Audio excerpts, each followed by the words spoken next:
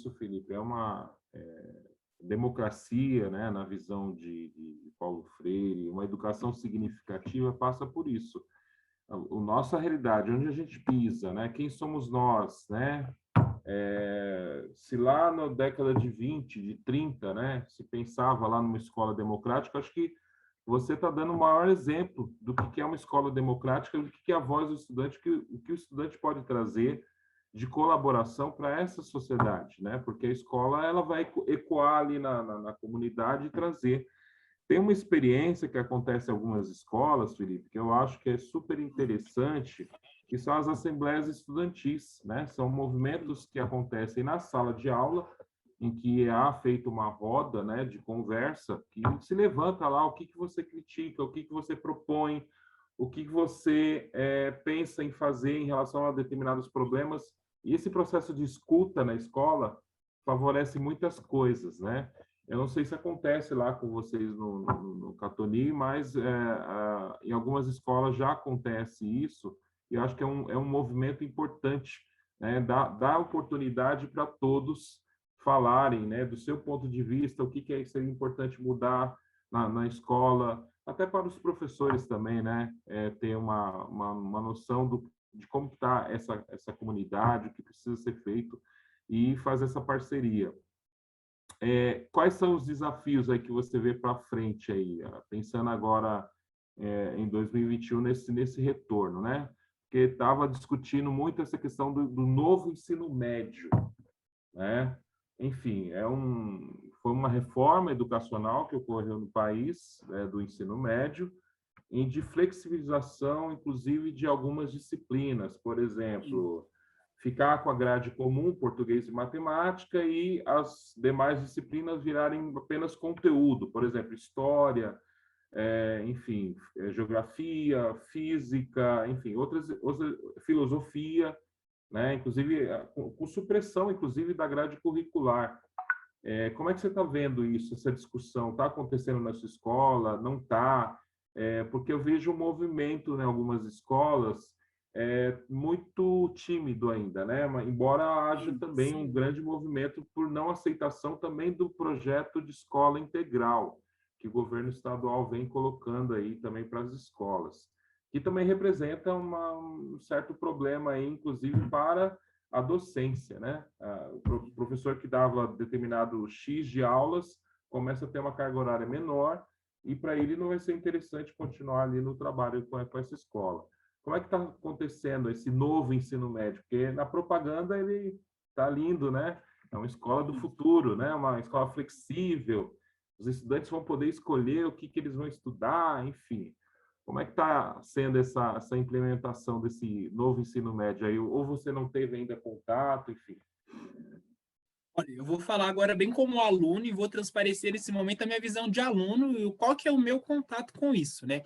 A gente teve, na minha escola, realmente está acontecendo um movimento de explicação e também de perguntas sobre o itinerário formativo para os alunos, o que a gente vai escolher, como é que vai ser, mas eu confesso para você que mesmo sendo um aluno gremista, de estar um pouco mais engajado ali em muitas questões, essa questão do novo ensino médio, para mim, quando foi lançada, eu fiquei me perguntando, ué, caramba, agora, nesse momento, né, nós estamos agora num momento de pandemia que os alunos não estão nem conseguindo lidar com a atual escola, né, com os atuais propósitos. Eu imagino que a gente, na verdade, eu tenho convicção de que a gente precisa, sim, de uma reforma educacional, de algo que motive mais os alunos, mas a forma que esse novo ensino médio está sendo implantado, como você mencionou, essa questão de nós termos matérias obrigatórias, que seriam português e matemática, e outras matérias, eles mencionam que serão também de ensino assim para todos, mas a gente sabe que ocorre sim, sempre teve uma questão sobre, a gente teve, se não me engano, em 2019, né, uma luta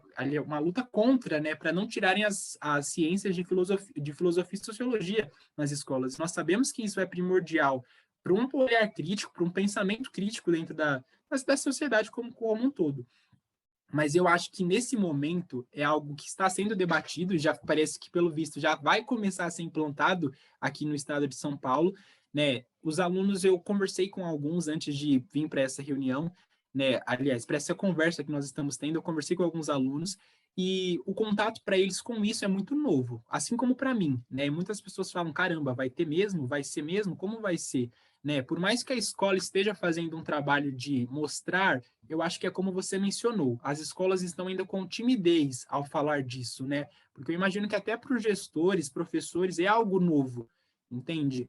E conversando sobre, eu li a proposta, né? Dei uma lida sobre a proposta que eles têm.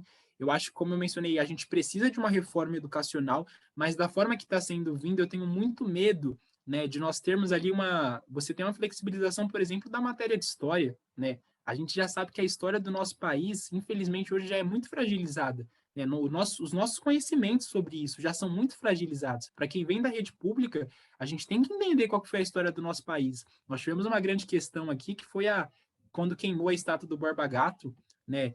Acho que a gente não tem, assim, atos violentos, mas se você for ler o que está ali por trás, você está homenageando uma pessoa que, infelizmente, devastou famílias indígenas, né? A que preço você tem que expandir o seu país? A que preço você tem que ganhar território?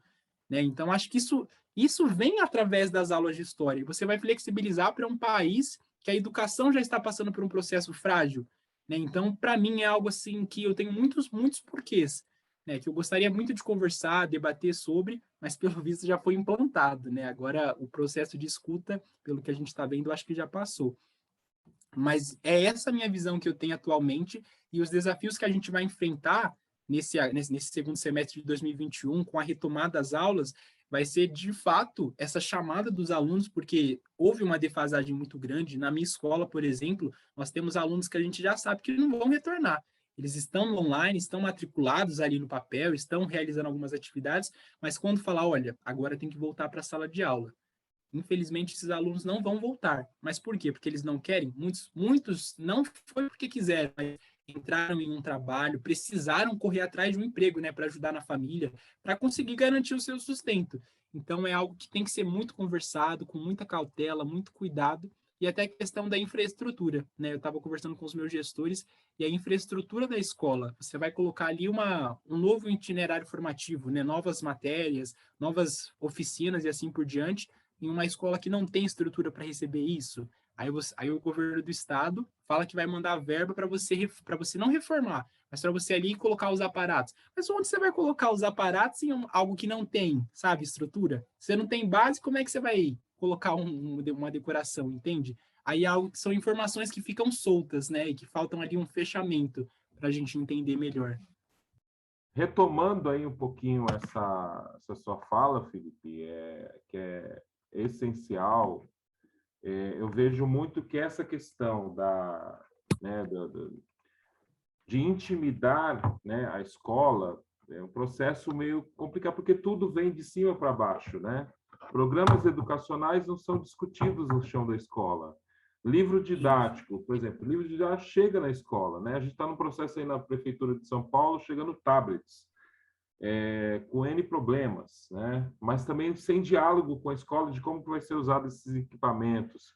Então, é super pertinente as suas colocações sobre esse novo ensino médio, e fica o recado aí para o secretário de Educação da rede estadual, de que o mundo é muito mais abrangente do que o gabinete.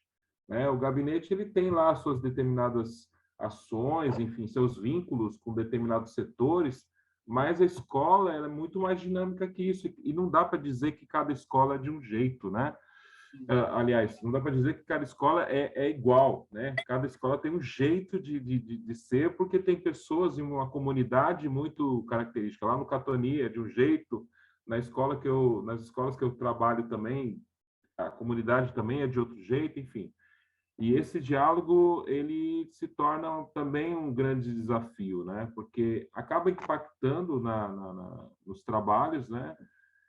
Mas eu penso que as instâncias, né, deliberativas, por exemplo, conselho de escola, o Grêmio Estudantil, a gente tem visto aí durante muito tempo, tem sido combatido também, mas são os que seguram, né? Na pandemia, por exemplo, na rede municipal, nós tivemos aí 2 deliberações para não abrir a escola, né? Então, isso é importante, porque é a voz da comunidade, a voz do estudante, a voz do pai, né, que está analisando ali aquela situação. O governo tomou a medida, vou abrir a escola no meio da pandemia. o que que a comunidade pensa sobre isso, né?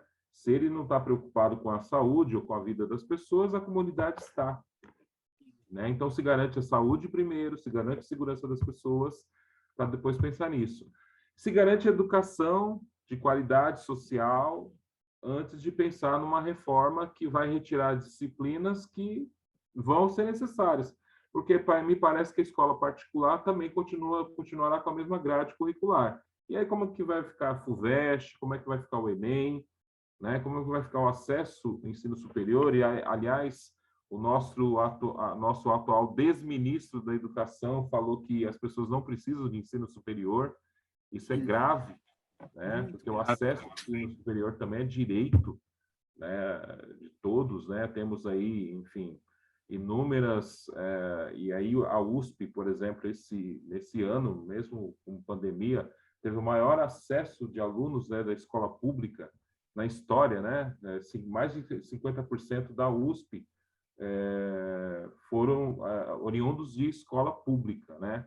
Nesse último acesso vestibular. Então, eu queria perguntar para você, e aí pensando também daqui para frente, como que vai ficar esse contexto aí dessa escola? O que vocês pretendem aí fazer para mobilizar mais pessoas a estar pensando junto? E, enfim, as perspectivas que você tem aí de país e de estado, né? De cidade aí de São Paulo e dos seus colegas, né? Enfim. Maravilha. Eu realmente ouvi essa frase mesmo, e eu, compartilhando assim, só para finalizar aquele gancho do novo ensino médio, infelizmente a gente percebe que esse sonho assim de você cursar o ensino superior, de você ter um bacharelado, ele parece que vem sendo não esmagado, mas desmotivado no cotidiano, né? Porque a gente percebe até nessa questão desse novo ensino médio. Ah, mas você tem que se preparar para o mercado de trabalho. Ah, mas uma formação técnica é muito bacana, né? Então você percebe que às vezes você vai perdendo aquele quesito de faz um curso superior, se forma, tem uma qualificação para você ter o mínimo, né? Porque hoje em dia a gente não está lutando pelo máximo, a gente está lutando pelo mínimo no nosso cotidiano. E então essa formação técnica que eles hoje promovem, né? A gente sabe que um curso técnico é sempre bom, é sempre bem-vindo, uma especialização. Mas será que o técnico é essencial na sua vida? Você ter somente isso? É claro que isso é uma escolha de cada um, né? Um processo de formação das suas escolhas. Mas talvez o papel do governo federal, do governo do estado de São Paulo, não seja motivar somente a isso, e sim motivar ao macro, né? Que quando você ingressa numa faculdade, no ensino superior, você está dando oportunidade para esse aluno, para esse estudante, para essa pessoa, né? Ter uma visão maior sobre mundo, sobre país e assim por diante.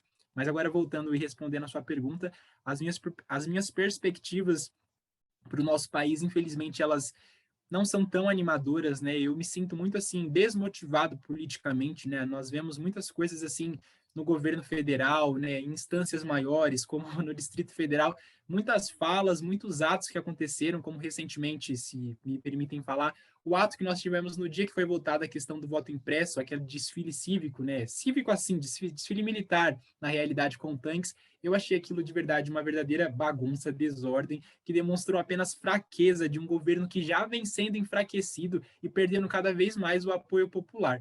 Né? E também a gente sabe que foi votado ali aquela questão que flexibiliza, né, e acaba fragilizando também a contratação de jovens para o mercado de trabalho, que é algo que também necessita ser debatido no cotidiano.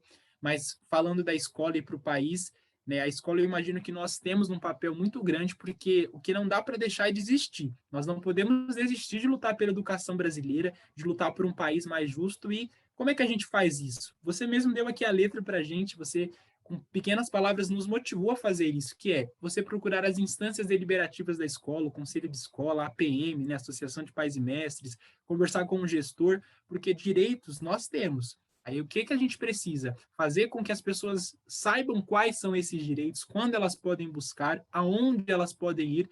Então, o papel do Grêmio Estudantil, da sociedade civil, professores, alunos, vai ser de fato não deixar que essa peteca caia, né? Não deixar que essa questão de uma educação pública de qualidade decaia e falar assim, a gente desiste. Não, de jeito nenhum.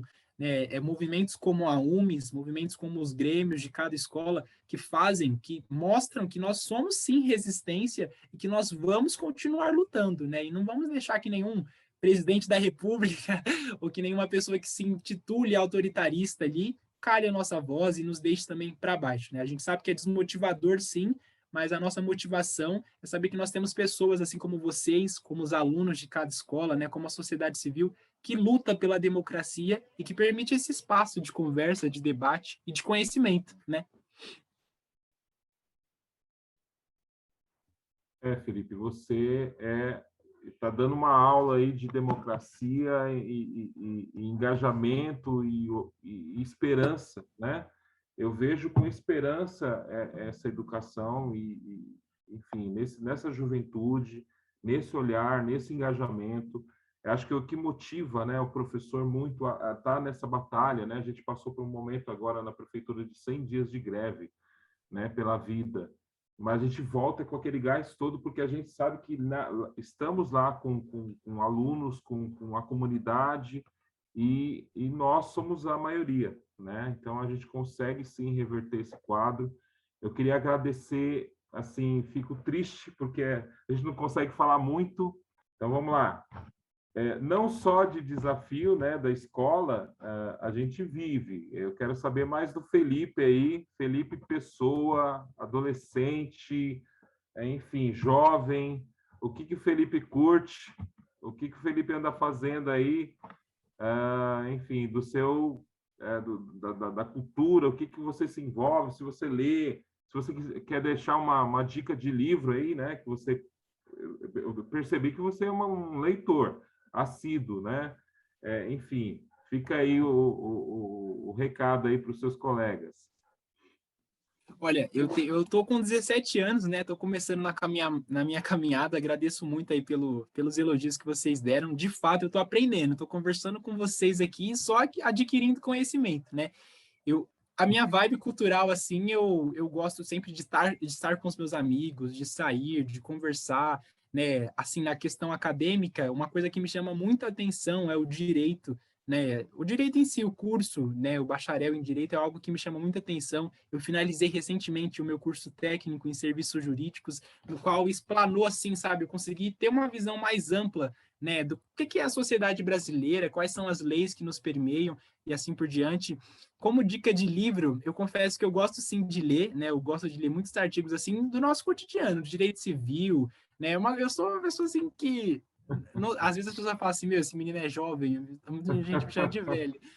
Mas eu li recentemente um livro que talvez seja uma dica mais para quem gosta dessa área, mas é um livro que eu acho que é universal, que seria o caso dos exploradores de caverna, né? Ele abre uma visão que você consegue ter um julgamento, você mesmo consegue falar, caramba, eles estão certos ou eles estão errados pelo que cometeu, né? É um livro assim universal para quem está cursando direito, mas é uma linguagem muito assim simples, não é aquela linguagem rebuscada que você tem, que você fala, caramba, né? Que dificuldade de você entender isso, porque quando eu entrei eu li a teoria pura do direito, Hans Kelsen, não sei se vocês conhecem, e eu falei, Senhor Jesus, que eu estou fazendo, né?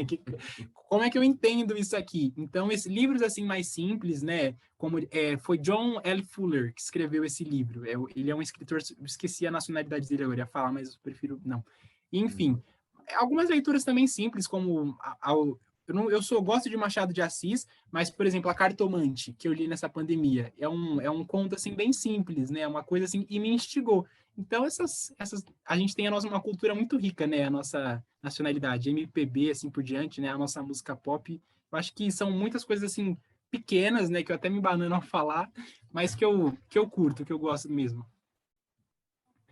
Gente, esse é o Felipe Correia, aluno aí da Escola Estadual Catoni, gremista. Muito sucesso para você. A gente fica com uma gratidão imensa, uma tristeza, porque a gente quer tratar de vários assuntos, mas fica aí o convite a você, aos seus colegas do Grêmio Estudantil lá do Catoni. Esse espaço aqui é aberto, é um espaço de voz, né? De quem está na escola pública, de quem está na escola, que precisa falar sobre educação. Vocês tiveram o privilégio aí de conhecer um pouquinho desse menino,